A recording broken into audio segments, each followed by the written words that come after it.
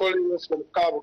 Yes, Mr. Tate, how's Kabwe this morning? I'm with Mr. Ray Hamonga on Security Corner today. Yes, Cabo is very cool. How are you, Mr. Spokesperson? I'm very fine, sir. How are you? How is Kabwe? No, Cabo is very cool, sir. Go ahead with your contribution. I would advise that you just be brief with your contribution. Yes, I wanted to ask you from Mr. Ray Hamonga on the issue of the 13 girls who were being abducted. My question is, how sure are they that there were 13 of them? Because we're just hearing that there were 13, and all what we knew was that there was only Pamela who was being missed. But unfortunately, we found out that there were 13 of them. Now, how sure is he that there were only 13 who were being abducted? Thank you. Thank you so much for your contribution, and we'll get a set of 3 questions, and Ms. Hamonga will be able to respond to your concern. It's 077-2832-122, and the message line is 0978-772801.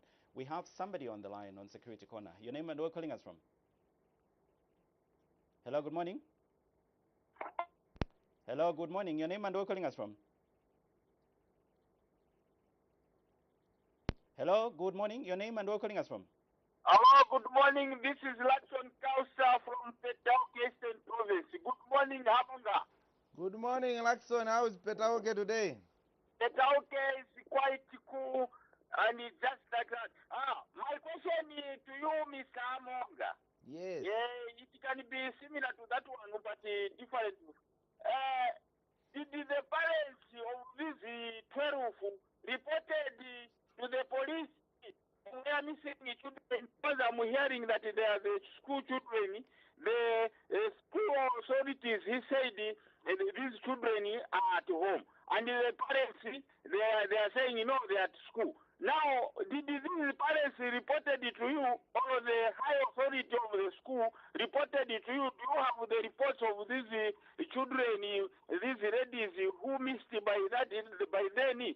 Now, what are you saying to these high authorities if they did not report it to you?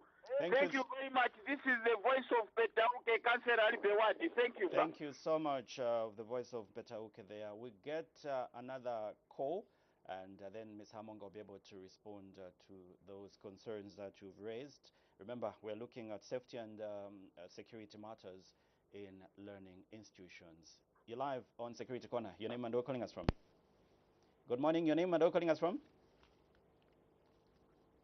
Hello, good morning. Hello, good morning. Good morning. Your name and where calling us from? I'm Janet, and I'm calling you from Kitwe. Janet, go ahead. Ms. Hamonga is here with us. Your contribution. Good morning, Mr. Spokesperson. Good morning, Madam Janet. How are you? Fine, thank you. So I have 2 questions. Please go ahead. Yes. I will go a bit far from the topic that we are discussing today. I just want to get this answered. My questions are, why is it that you are selective in cases that you take seriously when reported? And the second one is, why is it that whenever someone calls the police, they are told to say, for instance, they're in danger, and then they call the police, and then they are told to say, we don't have fuel.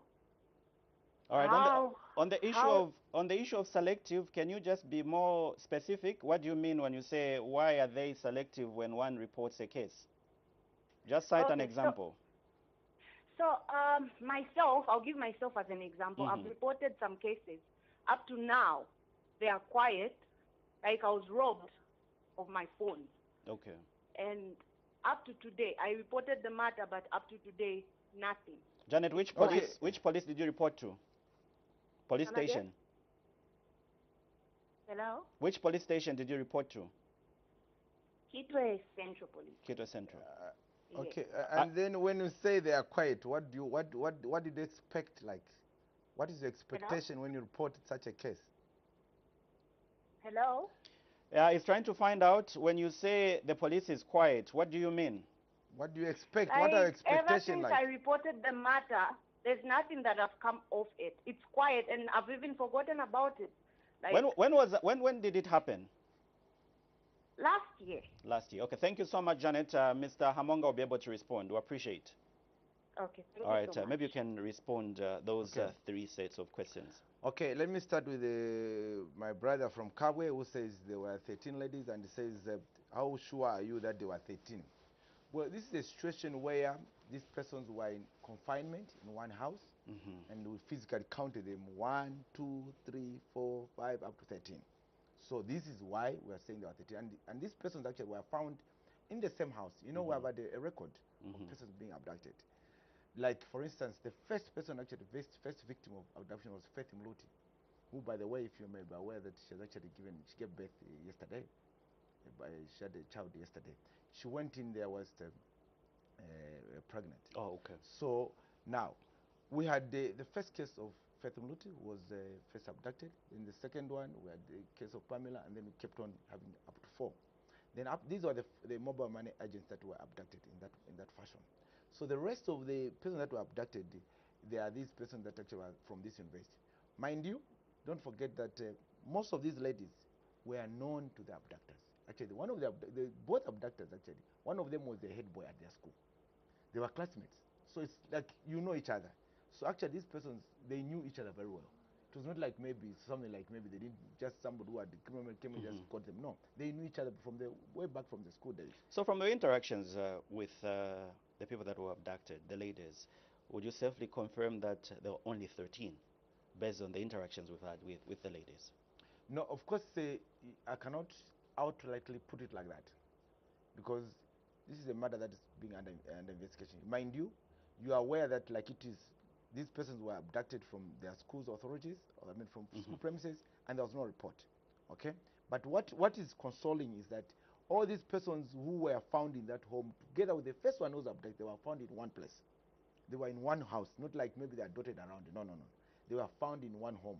Okay, so all these persons were found in one place. What was the motive?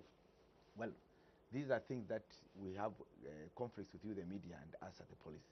You know that as police, we have only got one place where we can tell it all, and that's in the courts of law.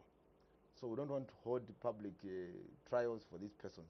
So wait a moment. This thing is coming up, and I'm sure that the judiciary will give it the necessary attention. So Let's move on once it goes in court, you I hear know it you why won't they were disclose. doing. I know you won't disclose, Yes, Mr. Hamonga, but please. we'll try our level best Please. as well. Let's go to the next caller. Okay, the so next at least caller. we can now get another set of calls.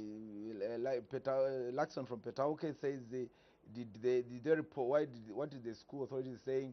All those things are things that we are actually, of course, like we are put very clear that when these matters were happening, the school authorities assumed that especially the 9 ones, okay, the 9 ones, they thought that they were in school because they are in boarding houses. They were not like living domiciled with their parents. They were out from their homes and living in a boarding house. So it was assumed that, well, this person could have just gone home or could have done something. And of course, this thing, many people also should understand that these 9 students were not abducted at the same time with the group of the first 4, which is Pamela and the Moluti and the other 2. These persons actually were abducted between 15th August up to 20th of September. But of course, as it was going towards the end, the number became high.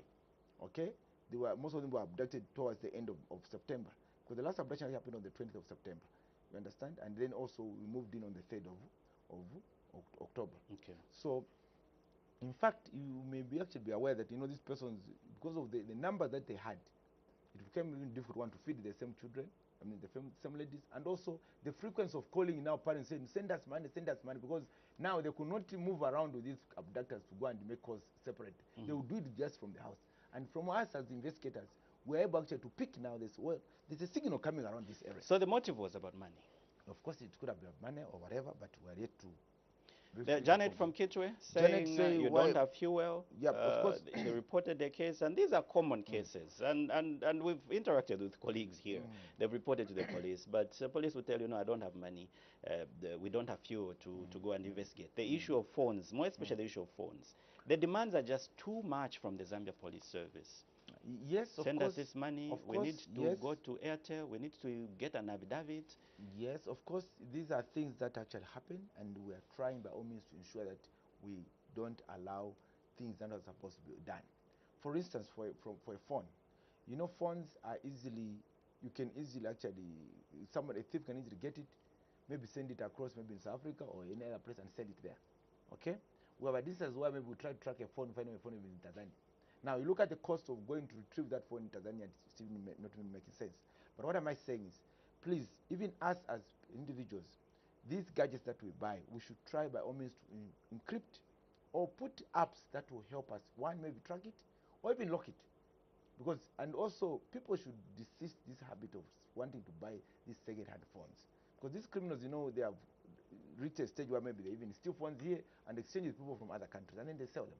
So by also us buying second-hand phones, we're actually trying to create a market for them.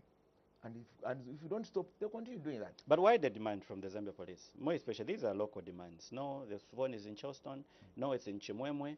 No, it's in Kandabwe. So give us transport. We need 150, 300 for us to retrieve that phone. That's At the end of it all, you discover that you've spent about close to 5,000. This is what I'm saying, that we are trying to stop these issues of wanting people doing the wrong things. What it is Who are those people? Well, I mean, our officers, of course. Okay. Like I'm saying, officers doing wrong things. Like, for instance, if somebody says, pay me money, I do this, you are not supposed to do that. If you are going to help, it should go really in the actual service that you are requiring. For instance, someone says, officer, I need to go to Airtel. You are better off saying, okay, let me take you to Airtel. Or maybe book a yango for him, so okay, go to Airtel and come back. But not necessarily giving an officer money. That is wrong. Fuel? Fuel, if you're going to provide fuel, you must ensure that the fuel actually goes in the vehicle. No, the vehicle is not having fuel. Yes, It may not just be an incident of a phone. Maybe there are emergencies where they need your service as Zambia police, but people will call you and you say, no, we don't have fuel at the moment. Yes, as I'm saying, it's not a secret that fuel at times finishes. It happens. Even us in our homes, at times we run short of essentials. It happens. But what we are saying is, if you're going to provide the service of maybe a thing like fuel, you must ensure that it's actually actual fuel that's put in the actual vehicle. Not where people just say, give me money, then you buy fuel. No, no, no. Ensure that if you're going to provide fuel, you put the fuel in the vehicle. But why can't you just pass a policy that no citizen should provide fuel, more especially if they need your service, as Zambia police service? There is no provision which says that citizens should provide fuel for the vehicle. I'm saying, in an instance where there's really no fuel and you need the service of the police, so I'm saying you should actually provide the fuel by putting if you are going to provide it, you should ensure that you actually buy the actual fuel. Let's accommodate some text messages that we have. We have quite a number of text messages. Good morning, Ms. Hamonga, sir. Why don't the police engage the community in terms of investigation? I think there is need for community sensitization. This one is coming from G from, okay, no place there. And the other text reads, good morning, Ms. Hamonga. I want to find out from you, how far have you gone with the issue of gassing? What you experienced in some years ago? Who was behind? I'm sure you did briefly handle this case when we started. My phone was stolen and some money at Knife Point. I reported to the police and they wanted me to pay to start looking for the phone. How does it work? Similar to Janet's question. I hope it's not the same text because we received a call earlier on. All right, the other text reads, my phone was stolen and some money. Okay, this text, we've read it. Let's see another text message. This one reads, good morning. My name is Luciano Mulenga. My question is, Ms. Hamonga, are you sure that these schoolgirls never communicated with their parents or all over for a long period of time? And how many were discovered pregnant? That's another text. Let's accommodate another set of 3 questions before we wind up today's presentation of Security Corner. And we are looking at safety and security matters in schools. My guest is Ray Hamonga. We do have somebody on the line. The number is 07728322122. You're live on Security Corner. Your name and where you're calling us from? Hello, good morning. Hello, good morning. Your name and where you're calling us from? Good morning, sir. Good morning, sir. Your name and where you calling us from? Good morning, Mr. Lei Monga. Good morning, sir. How are you?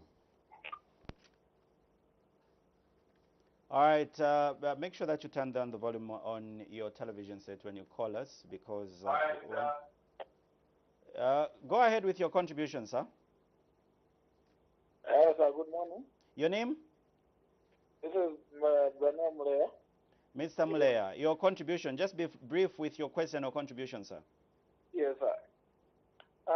My question to the first person is, people are seeming to be celebrating and honoring that guy who rescued the girls, the West Service itself. Mr. Hamonga, please, would you confirm if in your investigations were directing to that same house where the girls were found? Was it directing to was it in line with what was it in line with the outcome? And the second question is, if I discover or see that a police officer is looking unprofessional or maybe it's corrupt, where do I need to report? So that's the question that I have. Thank you so much for your contribution. Let's get another caller before we wind up today's presentation of Security Corner. You're live on Security Corner. Your name and where you're calling us from? Hello, good morning. Hello, good morning. All right, we don't seem to have somebody on the line. We have somebody. You're live on Security Corner. Your name and where you're calling us from? From Chimwemwe. From Chimwemwe. Your name, sir? Kindly speak up. They were Richard Chimwemwe. Richard Kuchimwemwe. Richard Chimwemwe. Go ahead with your...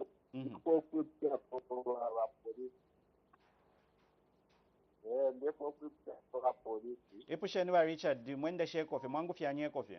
Polisi wali likepole wadi kuli abo abaka. Although the phone is muffled. Kuli abo abakatanga abo abayitse abakatanga. We can hardly get you. Tatule myumfuikisha ba Richard phone taire mfuika bwino. Polisi wali likepole wadi. Okay. Kuli abo abakatanga abo abayitse abakatanga. Numba dale wadi wadi.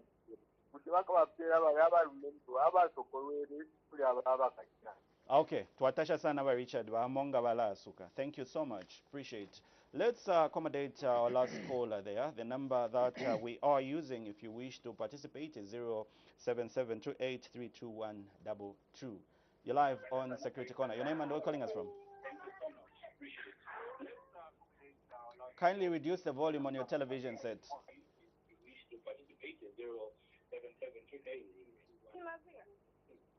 All right, seems like they're trying to listen to themselves. They're using the television set. Let's get another caller there. You're live on Security Corner. Your name and where calling us from? You're live. Good morning. You're live. Good morning. You're live. Good morning. Good morning, sir. Make sure that when you call us, if your TV set, your radio set is on, we'll definitely cut your line because we will be unable to communicate. So make sure that your volume is low on your gadget. Otherwise, we'll cut your line. We don't have enough time. Let's see if we have somebody on the line, somebody else. Good morning. Morning, sir. Your name and where calling us from, sir? Roy Banda calling you from Petauke. Mr. Banda, all the way from Petauke. I'm with Mr. Ray Hamonga here. We are looking at safety and security matters in schools. Your contribution? Yeah, morning, Mr. Hamonga. Ngauka Banda mwakati yani? Yeah, I just wanted to ask about it. If you find out that someone, a policeman, is due into corruption, where are you supposed to report so that you get what you're supposed to get? All right, thank you so much, Mr. Banda.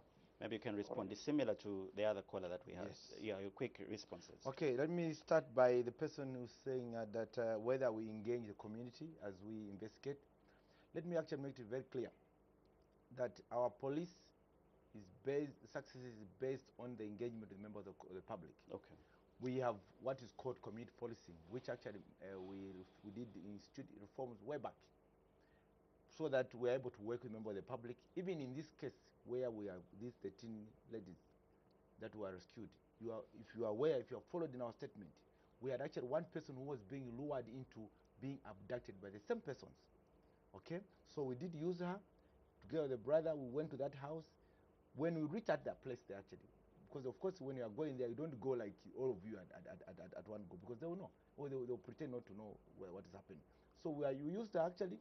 She went to that place, met the person, actually met Sikaonga, the same suspect, met him at the gate, and of course we were at a distance, because, and people, of course, people have been saying we're not there because they expected to see officers who are dressed like me. Now, in such cases, you don't go with officers that are going to be dressed like this. And we cannot say, this is the officer who's dressed like the way you're dressed, this is the one who found him, because these are detectives, and we want to use them just like that. So police presence is not when you see a person in uniform like myself that this is the police officer. No.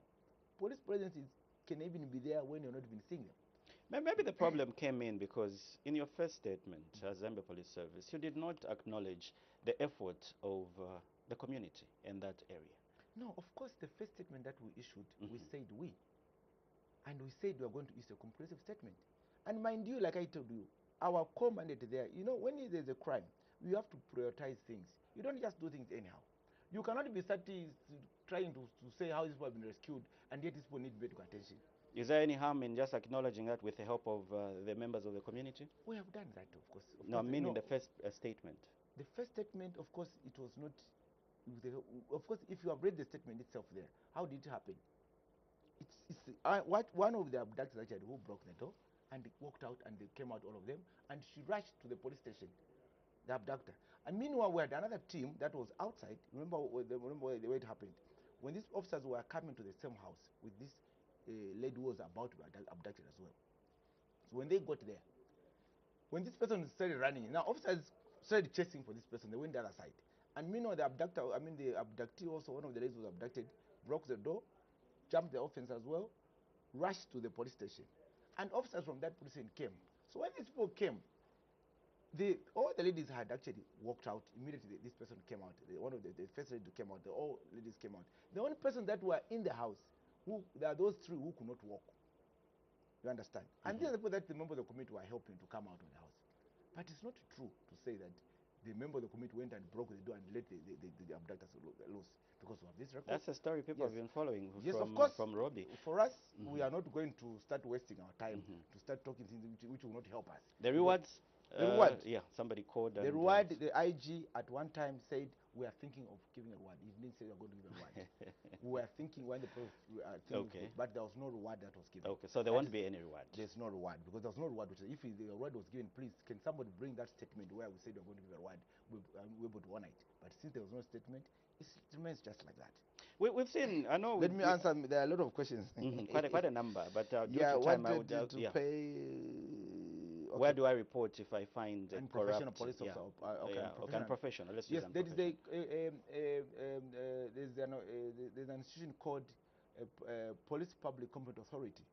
Okay, that authority is solemnly there to receive complaints against police officers, and it's not actually under the police. It's a separate institution, and actually for now, like it is now, it's being headed by the former Inspector General of Police, Mr. Zunga Shakalima.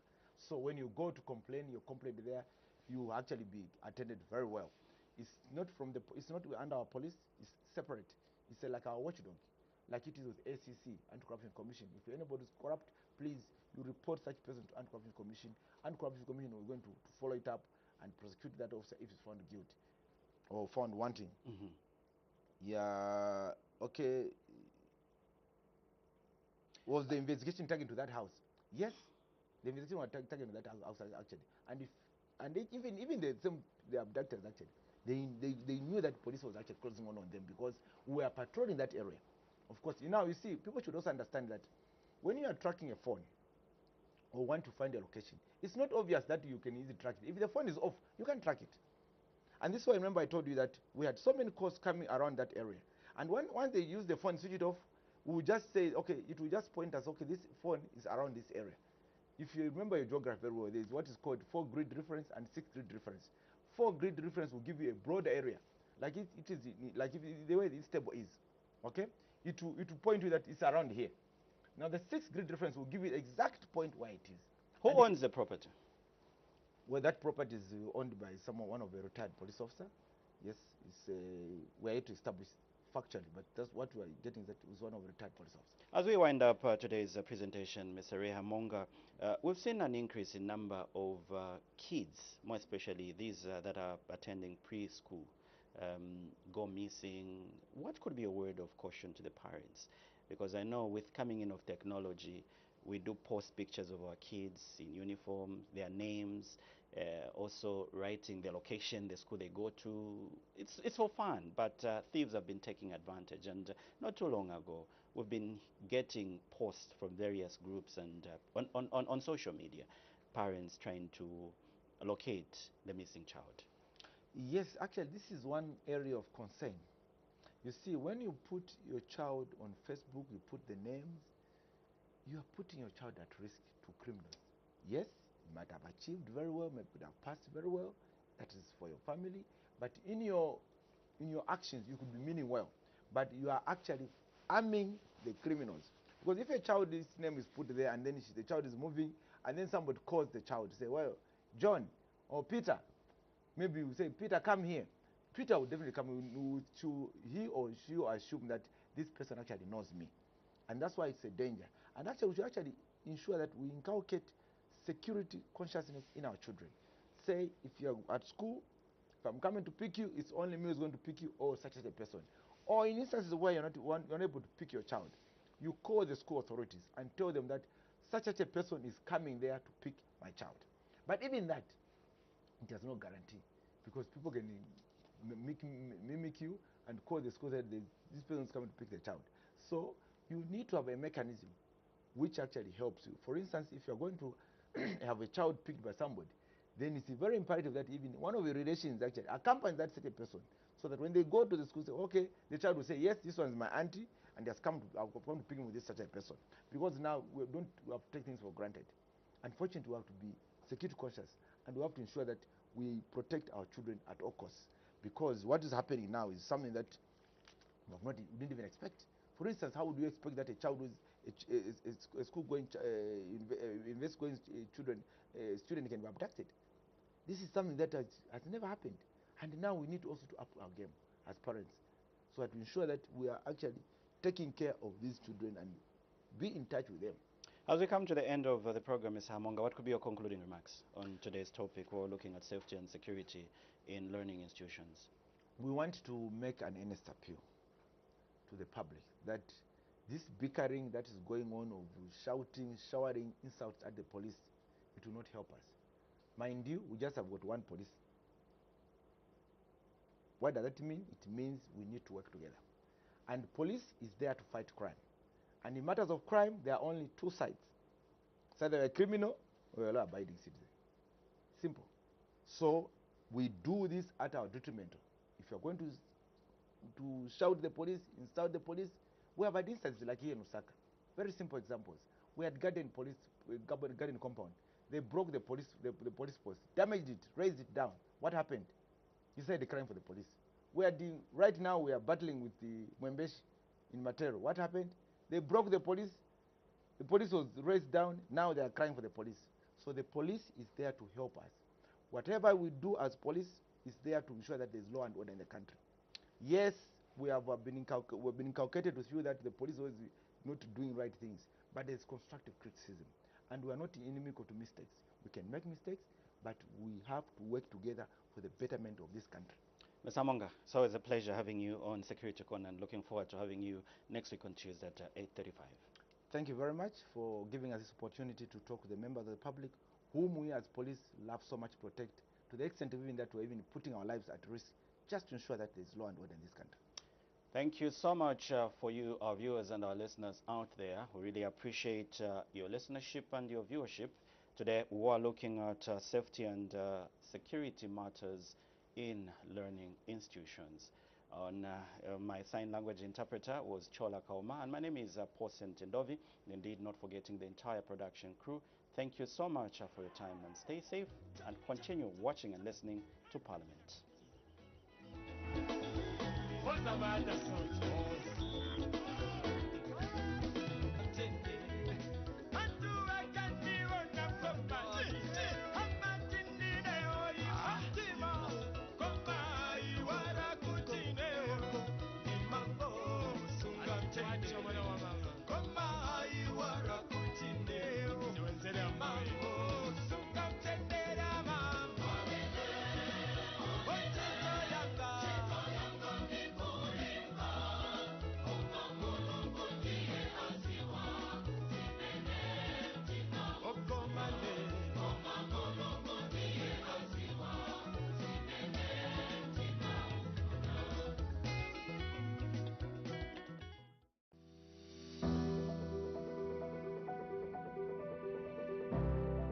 Each tribe wants to live on its own, want to be on its own. They don't look to others as also fellow human beings, God's children at all. They get divided, they begin fighting, they begin destroying each other across tribes. So it is a very dangerous group of human beings on earth, not only in Zambia, all over the world, where people are divided according to tribes. We saw that if we did not bring up the importance of our nation, we'll be a divided people. A divided people meaning we cannot live together. We'll be fighting each other across tribes. To destroy that, we say we built this one Zambia, one nation approach, looking at tribes not as a way of life, but nation as a way of life. So we're going to one Zambia, one nation. One Zambia, one nation. One Zambia, one nation. We've built up in a very strong way. So today, those 73 tribes of Zambia are very united. Very united. Yes, there will be some people who are still weak in looking at tribes as their way of life. All of us as tribes got to come together to build one Zambia, one nation.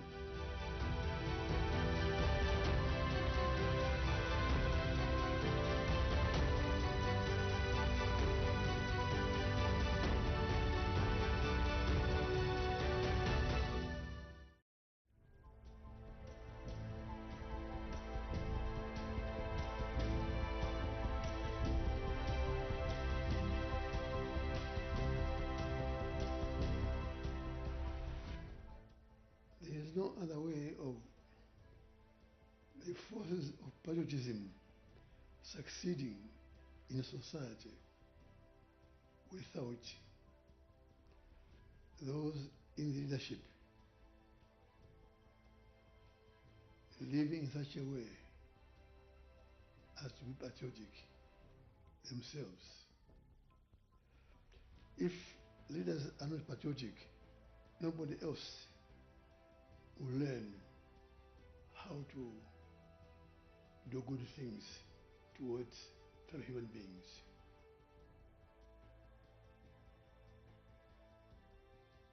If you're not a patriot, if you don't develop the spirit of patriotism in life, then you are destroying the nation as a whole. So patriotism really is a force that brings out success in any situation.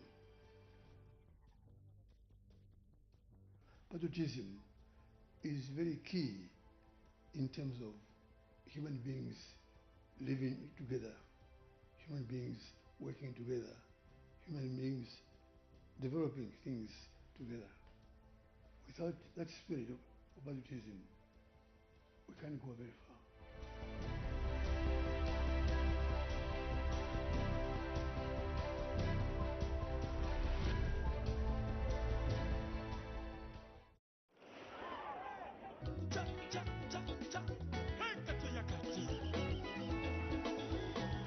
Father,